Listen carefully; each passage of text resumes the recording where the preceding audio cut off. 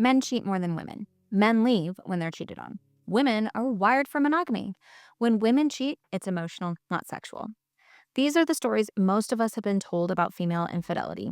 And one of these beliefs is so wrong, it completely changes how infidelity should be understood. But these beliefs stick. They show up in pop psychology, in therapy offices, and in the shame that people carry around when infidelity enters their relationship.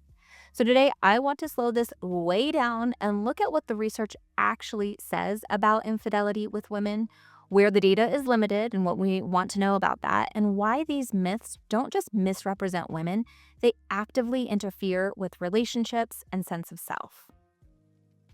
Before we get into it though, hi there, I'm Lauren Consul. I'm a licensed marriage and family therapist and a certified sex therapist here to help you have more satisfying and secure sex and relationships.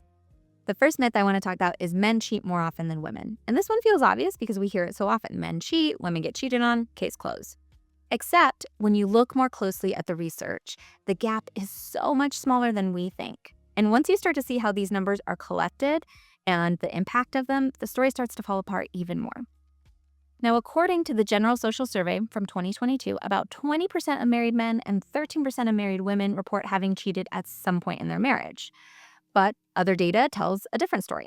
Research cited by the Kinsey Institute, looking specifically at heterosexual couples, found that 23% of men and about 19% of women reported cheating in their current relationship. That is much closer than most people expect. And that's only 2 studies. And when you break down the research even further, by age, especially among younger people, the gap narrows even more. For example, in adults under 30, some studies show that women report infidelity at rates nearly identical to men, about 17 to 18%, and with the youngest group sometimes showing women slightly higher, which raises a really important question that we don't usually ask.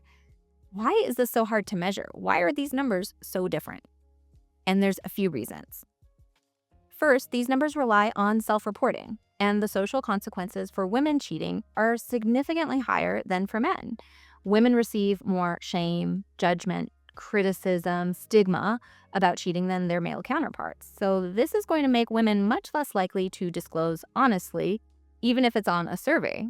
Another reason this data is so hard to collect, and I think one of the most important ones, is that there's no single definition of infidelity or cheating.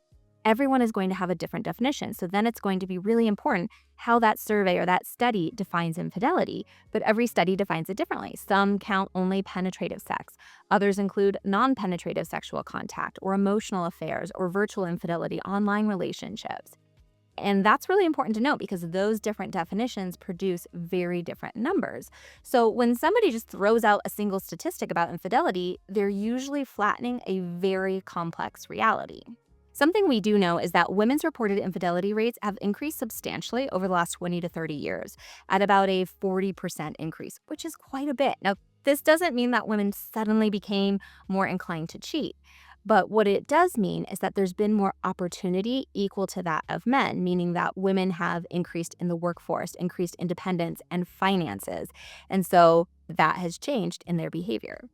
What I want you to take away from this is that female infidelity is far closer to male infidelity than we've been taught, and infidelity in general is hard to measure, so we need to be careful when we look at statistics around it. Another common belief that I want to talk about is that when infidelity happens, women are more likely to forgive and stay, while men are more likely to leave. The data doesn't really support that, though. When researchers look at who stays or leaves after being cheated on, men and women are actually far more similar than we've been led to believe. Any gender differences that do show up tend to be small and usually are inconsistent, and they often disappear once you account for things like relationship length, kids, finances, and whether the affair is ongoing. In other words, gender alone does a pretty poor job of predicting who stays. What does matter is context. Things like how invested the relationship already is, whether there's accountability, and what resources someone has access to matter far more than whether the betrayed partner is a man or a woman. Where gender does show up more clearly is when we flip the question. Instead of asking who was cheated on, we ask who did the cheating. Research suggests that men who cheat are more likely to try and stay in the relationship, while women who cheat are less likely to reconcile once the infidelity is exposed. Now, some secondary studies show that roughly 84% of men who cheat attempt reconciliation, compared to about 68% of women. Now, women who cheat are also more likely to initiate separation or divorce. Now, this doesn't mean that women cheat more seriously or care less about commitment or anything like that. What it can suggest, though, is that female infidelity is more likely to occur later in the life of a relationship when disengagement is already present. By the time it comes to light, many women have already emotionally decoupled from the relationship. What I want you to take away from this is who stays after infidelity has far less to do with gender than we think. And when women cheat, it often reflects where the relationship already is, not impulsivity or lack of capacity for commitment. The third belief I want to talk about is women are wired for monogamy, men are not. This belief often gets framed as biology, that women are naturally monogamous and men are not. But when you look beyond modern Western assumptions, that story really falls apart. The book I love on this topic is Untrue by Wednesday Martin, and in a part of this book, she reviews anthropological research that shows that in many societies throughout history, women have had more than one sexual partner, and that it was not unusual or punished, and it was advantageous to do this. She noted that in a majority of documented cultures, about 85% of them, there were beliefs in something called paritable paternity. And this is the idea that more than one man could contribute to a child, either biologically or socially. And in these societies, women having multiple partners often increase survival odds for themselves and their children because more partners means more protection, more resources, and more support. So the idea that women are naturally monogamous is not a neutral biological fact. It is a cultural story that has been developed to enforce paternity certainty, secure property rights, and control female sexuality. And we can see this pattern continue into modern data. Women's infidelity doesn't disappear with age. In reality, rates can peak in midlife, sometimes called gray affairs, which can directly challenge this idea that women are biologically wired to settle into lifelong monogamy. So the difference isn't wiring, it's permission and how we tell the story. So what I want you to take away from this is that female monogamy isn't biological destiny, it's cultural enforcement. The fourth belief I want to talk about is men cheat for sex and women cheat for emotional connection. While this belief has some truth to it, it's deeply oversimplified. And I think this is where women get mischaracterized the most. So yes, self-report studies consistently show that women are more likely than men to describe their affairs as emotionally driven. Some studies report emotional affairs up to 91% for women compared to about 79% for men. But those numbers don't mean that women don't cheat for sex. What they tell us more is how women are allowed to talk about why they cheated.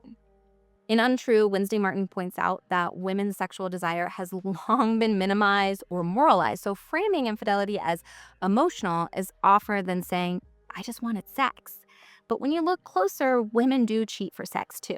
About 23% of women who cheat report having one-night stands, and those are rates comparable to men. Did that surprise you? Because it surprises most people because it doesn't fit the cultural story that we've been told about female sexuality. And then there's another piece that almost never gets talked about. In the book, The Secret Life of the Cheating Wife, researchers describe a group of women whose infidelity is not impulsive, it's not confused, or not emotionally driven. Some women cheat in very deliberate and calculated ways for sex. And these are often women who are not trying to leave their marriage, not trying to blow up their family, and are not necessarily unhappy with their partner, but maybe unhappy with the sex they're having. So they want sex, they want novelty and eroticism. And these women often set very clear boundaries. They choose partners carefully, they compartmentalize, and they see the affair as something that enhances their life, not replaces it. Now, this doesn't make this behavior harmless or excuse it in any way, but we want to understand it. And we want to understand that some women cheat in a very intentional way for sex, not emotions. Now, most women who cheat still report one primary affair partner at a time, and many cheat with coworkers or people in their social orbit. And this increases emotional connection, but it doesn't erase sexual motivation because sex and connection are not necessarily opposites. For most people, they overlap in some way. So what I want you to take away from this is that women like sex. Some women cheat very intentionally for it, and sexual desire doesn't automatically mean wanting to leave. Here's why all of this matters. When we reduce female infidelity to morality, impulse, or biology, or we just say, well, something must have been wrong in the relationship, we miss the real story. Because female infidelity and infidelity in general isn't about one thing. It can be about opportunity, desire, novelty, experiencing themselves in a certain way, feeling a certain way. But if we aren't asking the right questions, we're not going to understand that. So instead of asking, what's wrong with women who cheat? More useful questions might be, what was happening for her at that moment in her life?